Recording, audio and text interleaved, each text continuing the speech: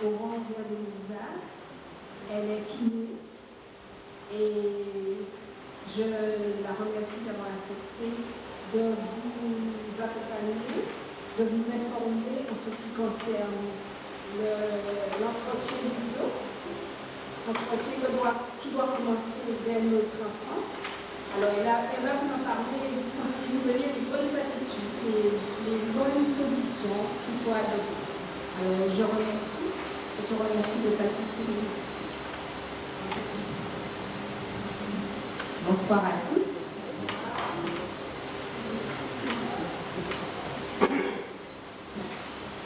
Alors, ce soir, nous allons parler du mal de dos. Je ne sais pas si parmi vous, on va faire un petit sondage, qui parmi vous a déjà eu mal au dos au cours de sa vie? C'est exactement le reflet de la société parce que 80% des Français ont eu mal au dos pendant leur vie. D'accord. Donc là, on va faire ça va pas être très long, hein. C'est pas un cours d'anatomie, ça va être interactif. J'ai fait le mieux possible. Et pour vous montrer, pour vous expliquer qu'est-ce qui peut créer les douleurs et pourquoi vous avez mal, ce qu'il faut faire quand vous avez mal et ce qu'il ne faut pas faire. Et comme ça, chez vous, avoir les bonnes attitudes. En petite précision, je suis kiné, je suis aussi ostéopathe.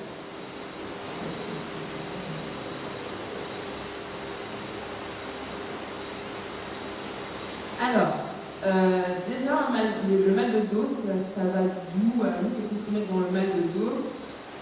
Donc, on dit que le mal de dos, c'est une douleur qui part du haut des épaules jusque sous le pli des fesses. D'accord? Donc, tout ce qui est entre cette zone, c'est un mal de dos. Alors, après, on a aussi les douleurs cervicales qu'on peut aussi inclure parce que souvent il y a des liens entre les cervicales, les épaules, les dorsaux et les lombaires. Et le sacrum aussi.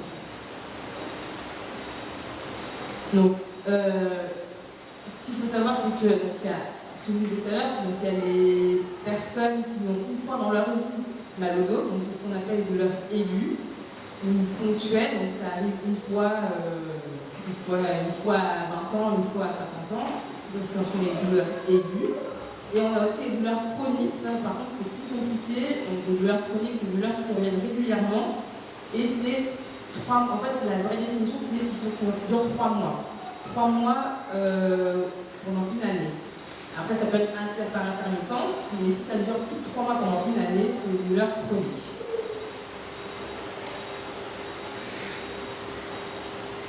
Alors, on a différentes zones douloureuses, donc comme je vous disais tout à l'heure, donc on a les cervicales, les dorsales, les lombaires et le sacrum.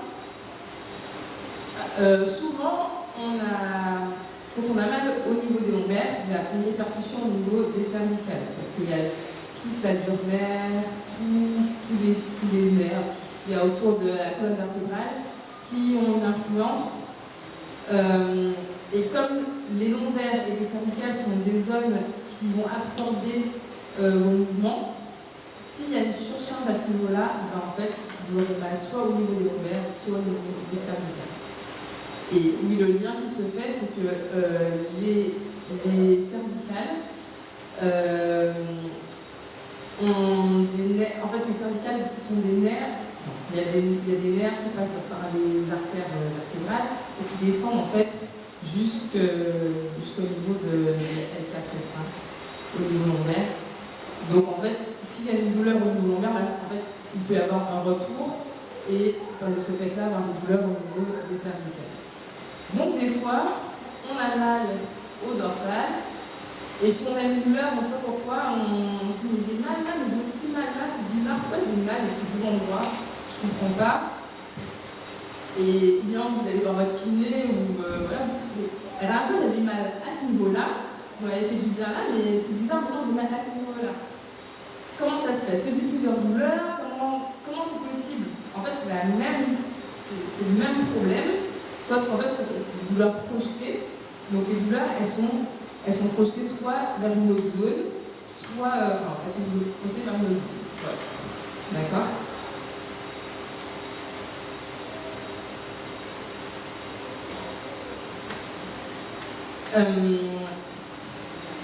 Voilà, alors ce qui est aussi important, c'est que les douleurs lombaires peuvent être liées aux viscères. Donc l'alimentation c'est important, parce que si vous avez des allergies, des intolérances, par exemple aux protéines de lait de vache ou au lactose, en fait vous avez une mauvaise, on a parlé dimanche, je crois, des aliments alcalins et acidifiants. Et en fait, si vous avez des aliments acides qui sont dans votre côlon, ben ça va se fermenter, vous aurez mal au ventre et en fait, vous pouvez avoir des projections au niveau des lombaires. Donc des fois, il y a des douleurs qui partent, qui font des va-et-vient, ou bien chez les hommes qui ont des douleurs de la prostate, qui ont un problème à la prostate, et quand ils ont une douleur à la prostate, ils vont avoir mal au dos. D'accord. Ou chez les femmes qui ont, après un accouchement, on eu un utérus qu'on bouge un peu, ben pareil, vous n'aurez pas mal à l'utérus, vous allez pas vous dire ah là j'ai mal à l'utérus, vous avez vraiment mal au dos. Voilà. Donc vraiment, il y a cet effet qu'il faut, en fait c'est une globalité, le corps, il faut vraiment voir l'ensemble, et vous pouvez avoir une douleur au cervical liée au stress par exemple, parce que votre diaphragme il va être contracté, il va être stressé, votre tissu, donc ici ça va être serré. Et comme l'émergence qui va influencer le diaphragme aussi au niveau cervical, on a un blocage au niveau cervical. Donc vous allez avoir un particulier voilà, qu'est-ce que j'ai fait? Je me suis réveillée ce matin avec le cervical bloqué. Qu'est-ce qui s'est passé? 2-3 jours avant, vous avez une mauvaise nouvelle, vous avez entendu quelque chose qui vous a embêté au travail, ça ne va pas. Ben voilà, vous vous réveillez le matin avec un torticolis. J'ai rien fait, j'ai pas porté, qu'est-ce qui se passe? Ben, c'est le stress en fait. Parce que votre diaphragme il est totalement serré, totalement contracté, et en fait l'émergence, ça vient de la cervicale. Voilà. Donc vous avez toutes ces chaînes entre les cervicales, les dorsales et les lombaires qui expliquent les douleurs. Alors, les causes du mal de dos, on en parle un petit peu. Donc, j'ai parlé du stress, de la posture, ça c'est au travail, souvent, surtout les personnes qui sont devant un bureau, un ordinateur, les jambes croisées, le bras comme ça, on est couché sur le côté sur le bureau. Ben, ça, c'est pas bon pour votre dos en fait. Parce que vous étirez vos muscles, vous étirez vos articulations dans les postures, et quand vous vous remettez bien en de phase, en fait ça a tellement tiré que les ça vous disent ah là ça fait mal, ça fait mal, ça fait mal. Donc vraiment c'est important la posture à votre travail, à la maison, vous devez préparer des choses à la maison pour samedi par exemple. Ben, il faut bien penser aussi une demi-heure de travail à bien vous positionner pour ne pas créer ces douleurs qui pourraient ne pas être là si vous étiez bien positionné.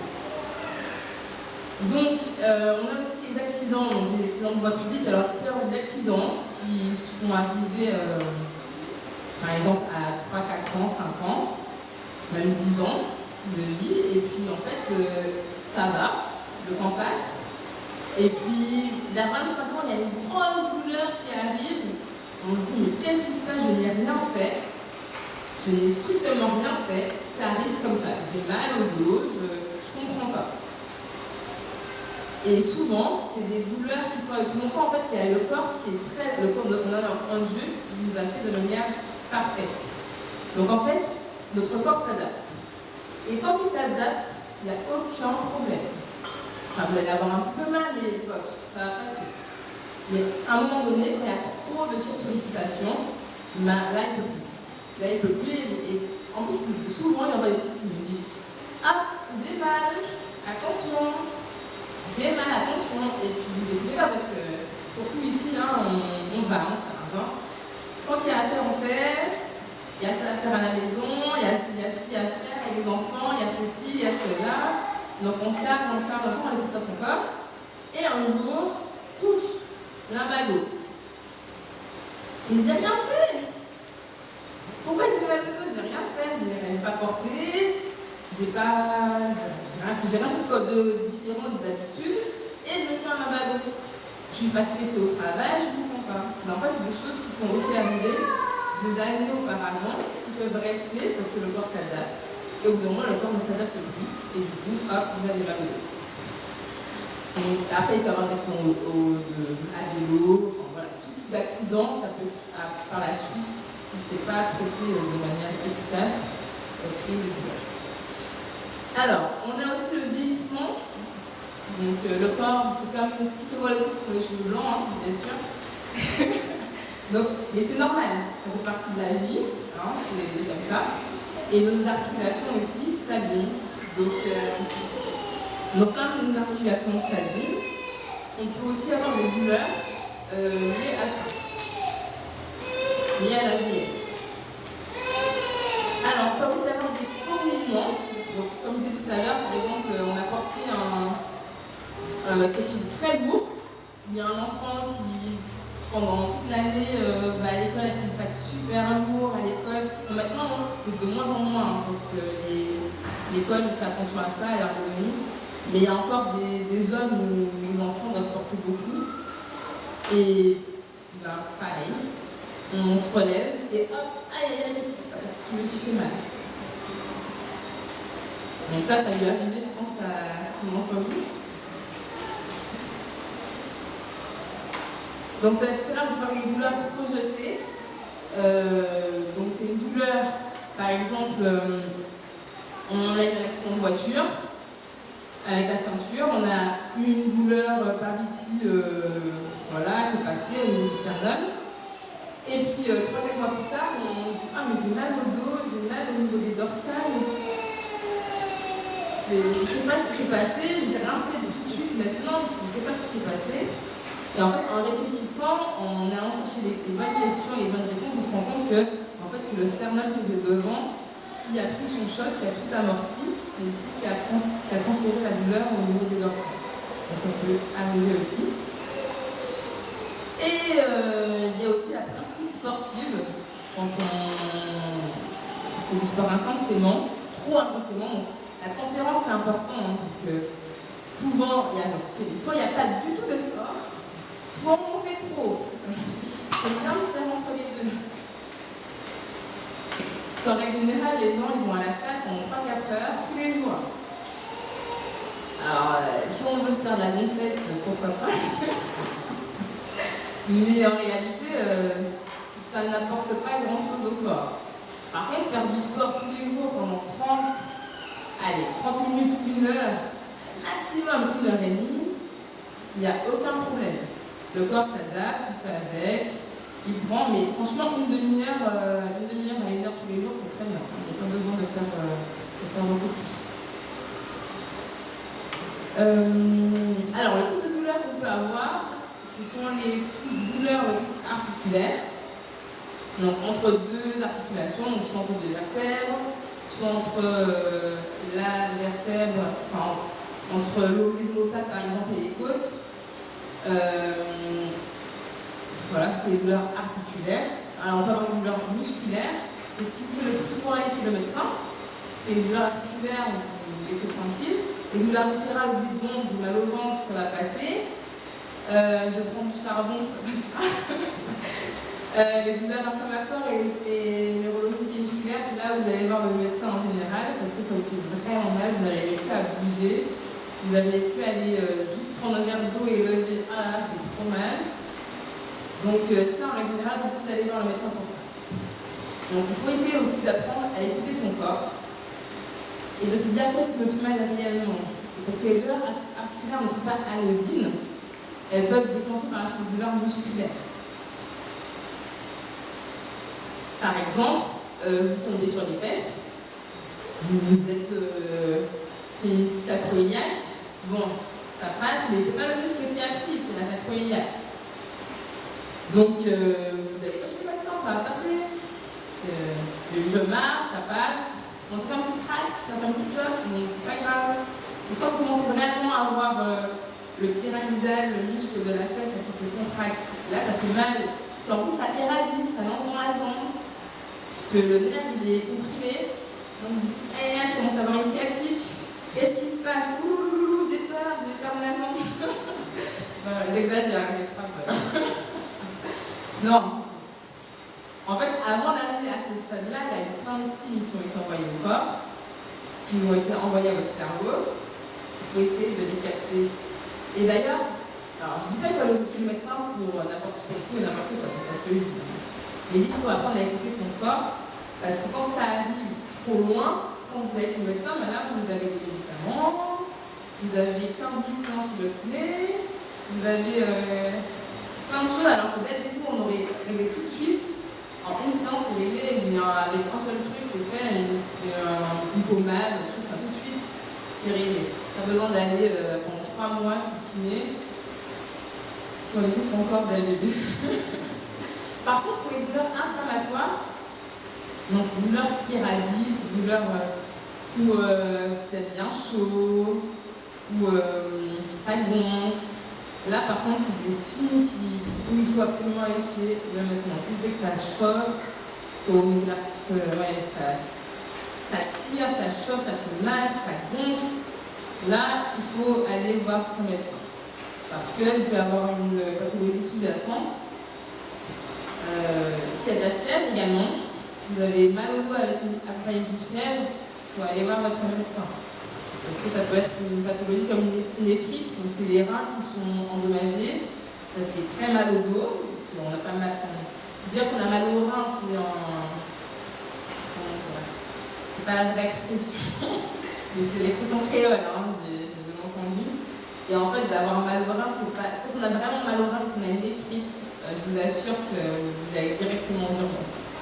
Parce que ça fait tellement mal, vous avez de la fièvre, vous avez tous les signes qui disent il faut que j'aille voir mon médecin.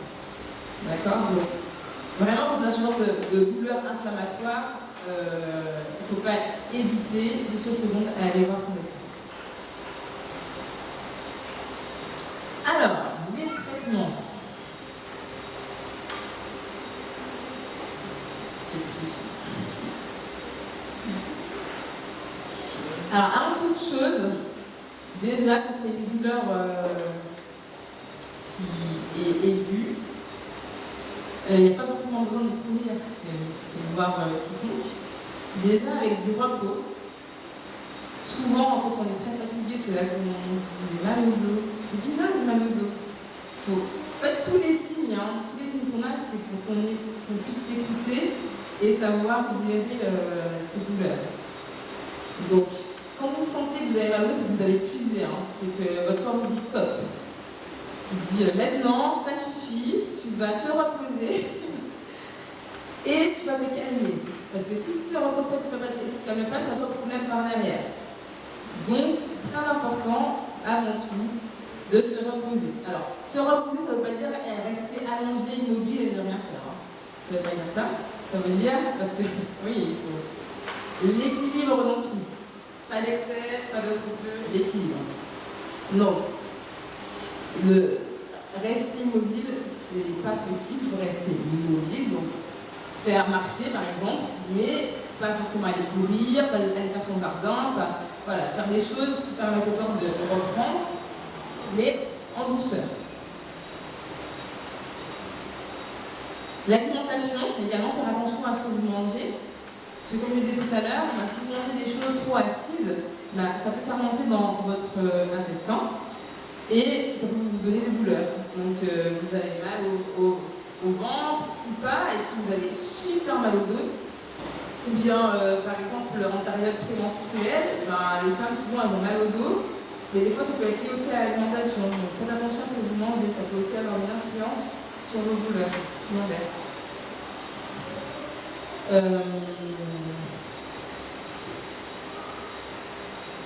Alors, ce qu'on peut faire également, c'est mettre de la chaleur où les douleurs sont musculaires. Celles qui vous font très mal et qui vous disent qu'il faut y aller voir mon médecin. Celle-là, vous pouvez, quand c'est musculaire, quand c'est vraiment un muscle, quand vous contractez, vous sentez que ça se durcit, c'est un muscle. Donc, ces douleurs-là, c'est mettre de la chaleur. parce que ça va relâcher le muscle, ça va permettre de détendre, ça va bien vous soulager sans forcément prendre des médicaments. Par contre, ce sont des douleurs articulaires. Là, il faut mieux mettre du froid. Parce que on n'est pas du chaud sur du chaud. Quand c'est inflammé, c'est déjà chaud. Si vous remettez du chaud, ben, ça ne sert à rien. Donc c'est important de mettre du froid sur les douleurs articulaires.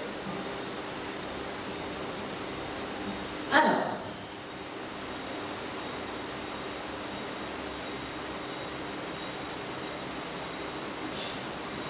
donc pour soulager les douleurs, donc, je vous disais que les mouvements étaient importants. Le mouvement, ne pas rester immobile.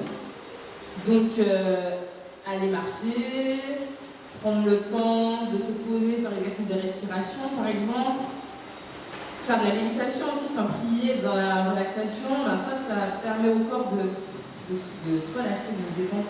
C'est vraiment important la méditation, la prière. Enfin des fois on voit ça en mode je vais méditer, je vais prier juste pour parler à Dieu, enfin juste pour je prie parce qu'il faut que je prie. Voilà. Non, il faut prendre le temps de prier, de méditer. Et en méditant et en priant réel, enfin, vraiment en rentrant en connexion, mais en fait votre corps se pose et vous allez sentir votre corps se détendre et se relâcher. J'ai vécu l'expérience, je vous invite à la vivre. C'est assez époustouflant. La pratique du sport aussi, donc je l'ai déjà dit tout à l'heure, donc faire des exercices. Alors ça peut être aussi allongé dans le lit. Je remonte mes jambes, voilà, ça peut être des trucs très très simples, hein. C'est pas forcément, il n'y a pas besoin d'aller en salle, pas besoin d'aller faire 1 heure de course. Je répète la même chose, je sais, mais répéter c'est apprendre, apprendre c'est répéter. Donc vraiment que votre corps puisse avoir du repos, se dire ok, je peux me détendre, et par derrière, lui, ça va arrêter, la douleur va passer. Ok, c'est une aide que Dieu nous a donnée au XXIe siècle pour aller mieux. D'accord? Il y a des années de ça, les gens n'avaient pas de médicaments, ils souffraient de martyrs, on envoyait des trucs à doses super fortes. Des fois ça passait, des fois ça passait pas. Nous, de nos jours, c'est quand même calibré assez bien. Je ne dis pas tout est bien, c'est pas ce que je dis. Hein. Franchement, il faut tempérer les mots, mais vraiment, si vous avez mal, très mal, et la douleur ne passe pas avec des simples conseils, par exemple chaleur, froid, repos, mouvement. Franchement, il n'y a aucun problème. D'accord? Et souvent, le médecin vous donne, en plus des médicaments, de la kinésithérapie, ou il vous conseille d'aller voir l'ostéopathe, ou le podologue. Je ne sais pas si vous savez, enfin, vous connaissez tous ces métiers, tous ces corps de métier, vous savez ce qu'ils font. Okay. Donc le podologue, ça va vraiment être pour travailler sur la posture, donc en statique et en dynamique. Le kiné, bon, lui va vous permettre de récupérer un peu au niveau douleur et travail dans le mouvement. Et l'ostéopathe va vraiment travailler sur des articulations, sur le viscéral aussi, et sur le crânien, parce que des fois il peut y avoir une douleur d'origine crânienne qui influence sur les douleurs cervicales et les douleurs au niveau du sacrum, du coup dorsolaire, enfin lombo-sacré, excusez-moi. Donc lombo-sacré, c'est des lombaires au sacrum.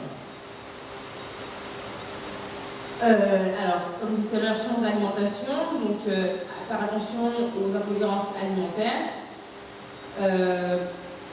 faire attention à si vous mangez trop, par exemple c'est Noël ou le Nouvel An, on mange beaucoup, et souvent, je ne sais pas si vous avez remarqué, hein, quelques jours après, on a mal au dos, on a mal ici devant, et puis on a mal au dos derrière, on se dit, ah mais qu'est-ce que j'ai fait quand on est couché pendant 3 jours, on a trop mangé.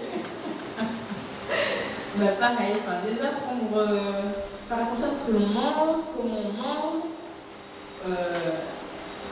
Les heures régulières sur l'alimentation, c'est vraiment important. Et quand c'est vraiment grave et qu'on ne peut rien faire, là on peut, dans les cas exceptionnels, passer par une chirurgie qui, ma foi, peut soulager certains cas. Je ne dis pas tous les cas parce qu'il y a des gens qui ça ne fait pas grand-chose malheureusement, mais dans la plupart des cas, il y a quand même une amélioration.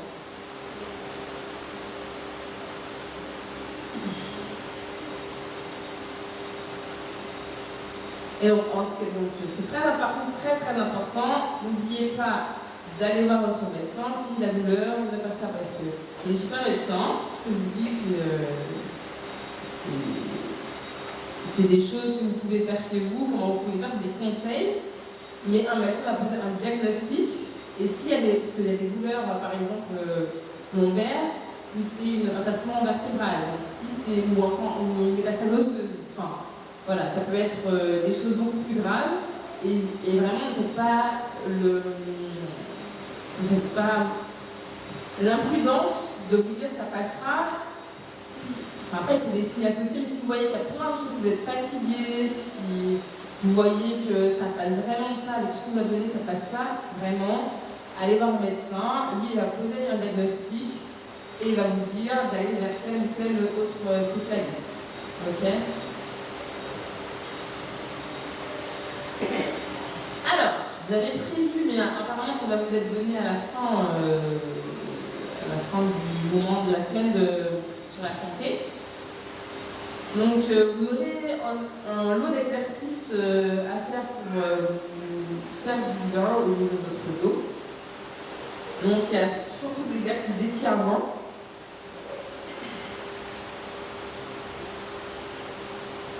Alors là, je vais vous détailler un petit peu les exercices qui sont proposés. Alors, le premier exercice en haut à gauche, donc c'est juste pour détendre tout votre dos. Donc juste d'être allongé sur le sol ou sur un tapis, les genoux relevés, et alors, il faut faire aussi en même temps des exercices de respiration. C'est-à-dire vous inspirez, vous gonflez le ventre, vous soufflez, vous rentrez bien le ventre et vous essayez de faire votre nombril toucher le sol. C'est l'image, ok? C'est une image, hein, vous n'allez pas y arriver. J'ai essayé, ça n'a pas marché. Comment?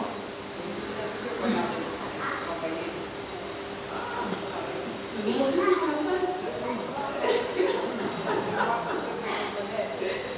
C'est là. Alors, il y en a une qui arrive, c'est génial, franchement, c'est cool, bravo. Donc ça peut être super agréable pour votre dos, du coup ça va délordoser au niveau des lombaires et ça va relâcher toute la sphère musculaire. Vous pouvez faire la même chose en sens inverse, donc là c'est des jambes surélevées, parce que là du coup vous allez étirer la chaîne postérieure mais au niveau en bas, en fait, membre inférieur. Donc en levant les jambes contre le mur, ben, en fait là ça va étirer le bas, donc ça aura une influence sur le haut. Alors vous pouvez faire le sphinx. Le sphinx, c'est que vous mettez à quatre pattes et vous allez chercher loin devant en mettant les talons sur les fesses. Vous allez chercher loin devant. Pareil avec les exercices de respiration, donc on inspire, on gonfle le ventre, on souffle, on bien le ventre, pour aider aussi à délordoser. Et les exercices d'étirement en rotation. Donc on fait d'abord un côté, le côté droit, et ensuite le côté gauche. Et vous pouvez répéter l'exercice. Donc comme je disais samedi pour ceux qui étaient là, donc les étirements, c'est pas la peine de les faire pendant très longtemps, parce que plus vous étirez, vous allez casser le fibre, et c'est pas le but. Donc, c'est 20 secondes maximum, et que vous pouvez reprendre plusieurs fois, jusqu'à 5 fois, c'est largement suffisant. Entre 3 et 5 fois. Voilà.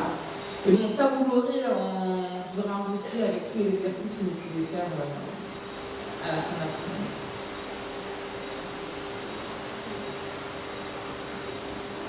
Voilà. Est-ce qu'il y a des questions? Oui.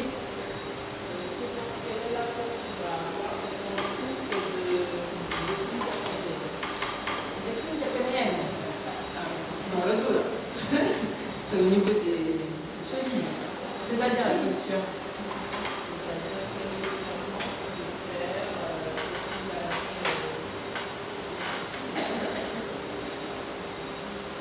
En fait, il y a pas, une épine calcanéenne, c'est une excroissance osseuse au niveau de son talon d'Achille, de son talon. Donc en fait, il n'y a pas d'étirement à proprement parler pour soulager. Par contre, je sais qu'il y a un nombre de chocs. Ouais. Il y a les électrodes qu'on a en dessous. Ouais. Mais à part ça, parce que étant donné que c'est une douleur un peu pour 1 an à 2 ans. Ça fait, après, vous pouvez avoir des semelles pour soulager, mais il n'y a pas d'étirement à proprement parler. Après, vous pouvez étirer, oui, la chaîne postérieure, l'exercice en haut à droite, là, en ramenant le pied vers vous. Ça va étirer tout ce qui est mollet et ischio. Mais c'est pas ça qui va permettre de soulager, parce que c'est une excroissance osseuse, et du coup, il faut soit aller la gratter, soit la retirer. Pour que ça n'a pas de lien avec le tendon. Avec le tendon aussi. Si. Mais en fait, ça peut passer dessus. Donc, si ça passe dessus, ça peut irradier, ça peut inflammer le tendon. D'accord? Est-ce qu'il y a d'autres questions?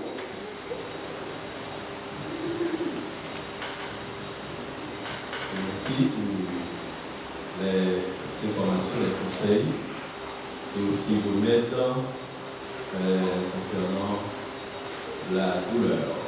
Donc, tu as parlé du mal au dos, du mal au ventre. Ça peut aller ensemble. Qu'en est-il du mal au pied? Qu'en est-il du mal au pied? L'autre aspect de la question concernant les conducteurs, souvent les conducteurs, les chauffeurs. Oui. Nous attendons, souffrons, parfois nous souffrons également de ça. Et quels sont je dirais, les indices, les causes, les motifs qui poussent les conducteurs à souffrir, à pleurer de ce mal? C'est la posture prolongée souvent. La posture prolongée, et puis alors, en effet, les pieds peuvent avoir un rôle sur les lombaires, parce que les deux membres qui viennent se fixer sur le niveau de la ceinture lombaire. Donc il peut y avoir en effet un lien de cause à effet. Mais c'est souvent, c'est souvent le pourcentage du podologue dans les traitements, parce que le podologue va justement faire un bilan de votre posture statique et dynamique, et il va adapter un traitement pour que l'équilibre des deux membres inférieurs puisse se localiser, être moins importante, moins confinante sur la ceinture lombaire. Est-ce que ça n'a pas une influence? Le cerveau, est-ce que ça n'a pas une influence? Il n'y a pas une liaison entre le fait que ça soit par rapport à la posture, est-ce qu'il n'y a pas une liaison entre le cerveau et de la posture? Il dit qu'il n'y a pas une liaison au niveau du cerveau. On conduit. Il y a du fait qu'on reste souvent assis derrière le volant. Je dis, est-ce qu'il n'y a pas en quelque sorte une liaison? Alors ça, je ne saurais pas répondre. Ce que je sais, c'est que l'immobilité, l'inactivité, l'immobilité, ça prolonger, ça peut créer des douleurs.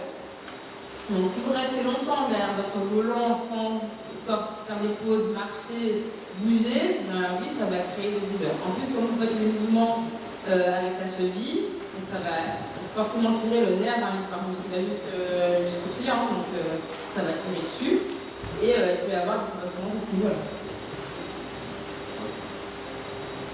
Il y a une chose qu'il faut savoir. Quand on conduit, il ne faut pas être dans cette position-là, vous voyez? Il faut dominer son volant. Vous comprenez, pasteur? Parce que lorsque vous êtes dans cette position-là, tout ça souffre. Et arrive un moment que vous allez lâcher tout votre poids, qui fait que vous allez avoir très mal. Il faut avoir une position. Il faut tenir la sangle. Vous savez, les gens travaillent pour ça. Vous voyez, je peux lever mon couteau. Mon ventre ne sort jamais parce que j'ai besoin de ce soutien. Vous voyez? Donc quand on s'assoit, on a tendance à faire ça. On bousille tout derrière et devant. Donc il faut apprendre à faire face avec ce qui est avec vous. Oui, je ressens une douleur au dos quand je fais une activité bien précise, c'est la vaisselle. Donc je me demande, est-ce que mon dos est en train de me dire de réserver, de ne pas faire la vaisselle, ou est-ce qu'il y a un autre diagnostic? Alors, ça dépend de la hauteur de l'île. Voilà, souvent c'est la posture qui joue problème. Si l'évier est trop bas ou trop haut, ben, du coup, votre dos il n'est pas bien, votre posture n'est pas stable, et du coup ça va hyper compenser au niveau lombaire, et du coup vous allez avoir mal au dos. D'accord. Donc sinon vous achetez un lave-vaisselle, hein. Comme ça il faut juste se baisser et mettre et ramasser. Il y a une chose qu'on n'y pense pas, c'est quand on se lève, on ne communique pas avec le sol. Il faut se lever, vous voyez, on se met comme ceci, les deux pieds. Il faut communier avec le sol et après vous pouvez faire un pas. Vous comprenez? Je connais parce que j'ai fait énormément de sport. Je vivais par le sport et pour le sport. C'est pour cela que je connais tout ça avec les médecins de la médecine du sport qui venaient en Guinée. Vous allez vous asseoir, il faut communier avec le dos. Là, vous allez pouvoir, voici la position. On s'assoit. Voilà. C'est vrai que le gainage est super important, du coup on va parler spécifiquement. Et c'est vraiment important quand vous inspirez, vous soufflez et pour faire ces exercices-là, vous êtes en position de gainage pour impacter les abdominaux, pour que ici au niveau en bas ça se délordose et que ça se décharge. Est-ce qu'il y a d'autres questions? Alors, est-ce qu'on est foutu lorsque le cartilage est usé au niveau des lombaires et par des mauvaises habitudes, par exemple pour soulever des charges. Alors, moi je pense que quand il y a de la vie, il y a de l'espoir. Voilà. Donc je pense qu'on n'est jamais foutu. Voilà. Ça, c'est mon point de vue à moi. Alors il y a plein de choses à mettre en place, hein. Par exemple le port de ceinture, le gainage. Il y a plein de choses à mettre en place pour renforcer aussi les muscles abdominaux, les muscles dorsaux. Enfin, il y a vraiment des choses à faire pour avoir un soutien assez fort au niveau de la ceinture lombaire pour ne pas être foutu. Okay. Est-ce que c'est possible de, je sais pas, que le cartilage se relève? Pour le moment, on n'a pas vu ça. Le disque est pas mal.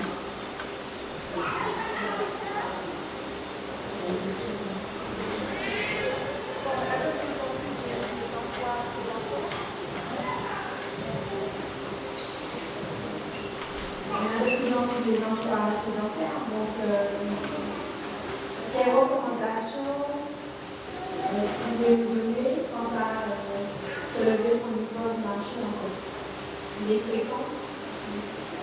Alors il est recommandé de faire une pause pour 2 heures, 1h32 pendant 5 minutes. Donc aller marcher, revenir, boire de l'eau, parce que c'est important aussi de respirer, boire de l'eau, enfin voilà. Toutes les 1h30 à 2 heures de marcher, de faire un petit périmètre de marche et de revenir.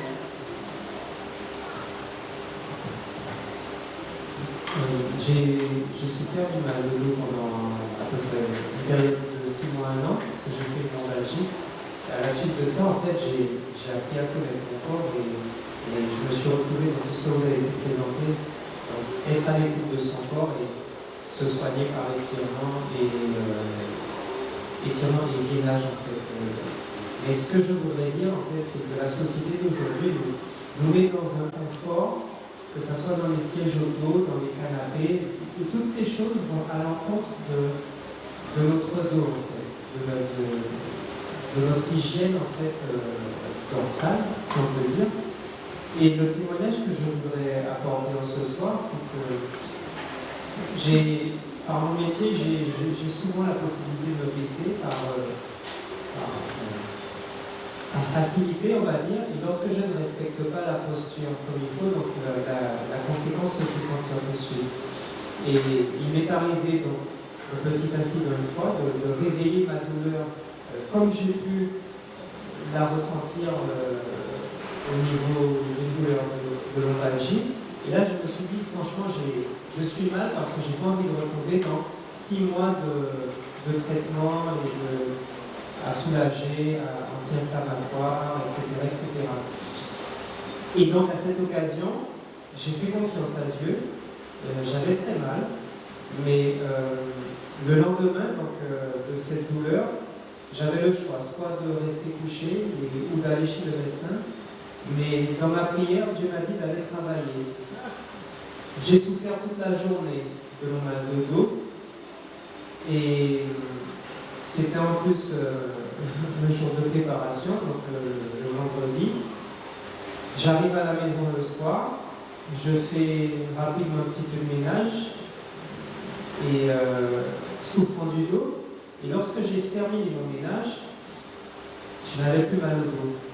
La douleur s'était évaporée. Alors que le matin, je pensais avoir encore une lombalgie.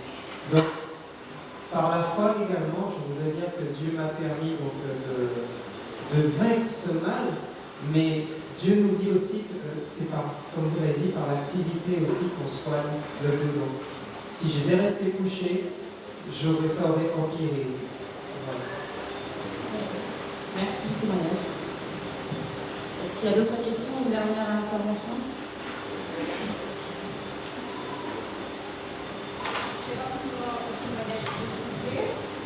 Je pense qu'il est juste. Une dame qui est arrière-grand-mère, qui est octogénaire, elle prenait des médicaments contre l'arthrite et les symptômes de l'arthrose, et l'hypertension, elle ne pouvait marcher que 15 mètres. Les médecins lui ont prescrit une diète, un programme d'exercice.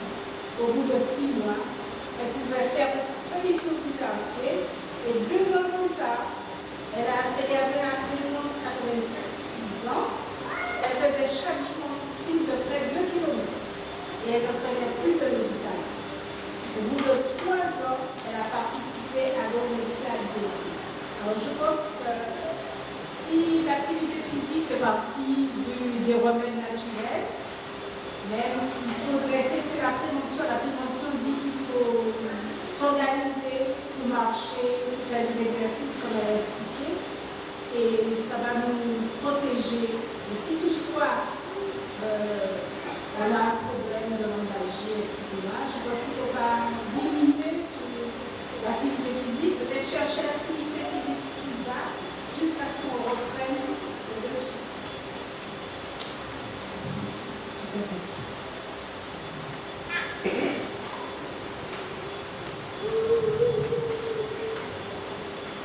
Alors, est-ce que prendre les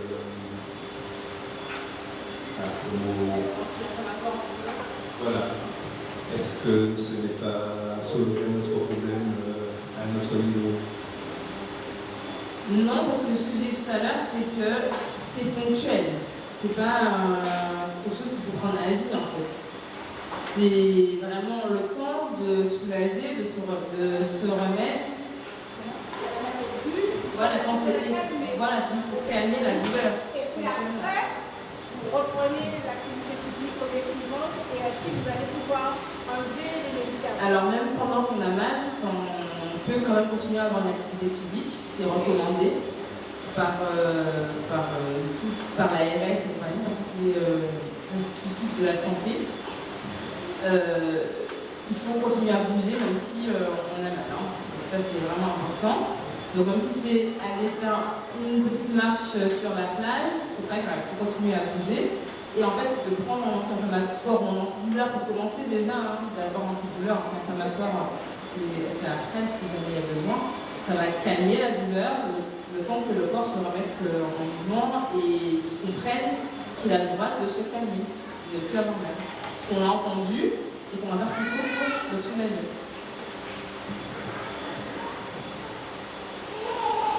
On va terminer et remercier Aurore. On vous remercie de votre présence. On se mettra debout, on va chanter le chantel. Et puis il y a de l'infusion au fond là. Soyez vous rappeler de ne pas oublier la réunion les différents thèmes qu'on a pensé, qu'on a réfléchi et qu'on va partager avec vous samedi. Samedi, le jeûne, le chrétien et le jeûne. Est-ce que c'est une attitude, est-ce que c'est une pratique religieuse qu'on doit continuer à pratiquer? Et la deuxième chose, durant toute la journée, nous avons jeûne jusqu'à 16 heures. Et l'après-midi, on aura deux thèmes. Le jeûne thérapeutique. Alors préparez vos questions sur le jeûne thérapeutique, le jeûne intermittent, le jeûne, etc. Et la deuxième étape, on a deux temps, le jeûne thérapeutique et le jeûne et les émotions. Ce thème sera présenté par Jonathan Marie-Louise dans la continuité de la méditation de samedi dernier. Alors nous vous attendons nombreux. Et nous espérons ensemble passer une agréable journée de sabbat avec l'approbation divine. Alors on se met debout. Pendant qu'on se met debout, juste pour rappeler que demain soir, il y a un moment de recueillement ici afin de soutenir la famille Paille qui est endeuillée. Et puis nous vous rappelons que vendredi à 15h ici a lieu donc les obsèques de M. Paille, le papa de Nathalie Paille, pour ceux qui ne le voient pas trop, et bien ceux qui peuvent aussi se ferait bien de venir encourager la famille. 15h les obsèques et demain c'est de 19h à 20h30 ici aussi. D'accord? Nous chantons notre chanteur. C'est un tout petit peu plus vite.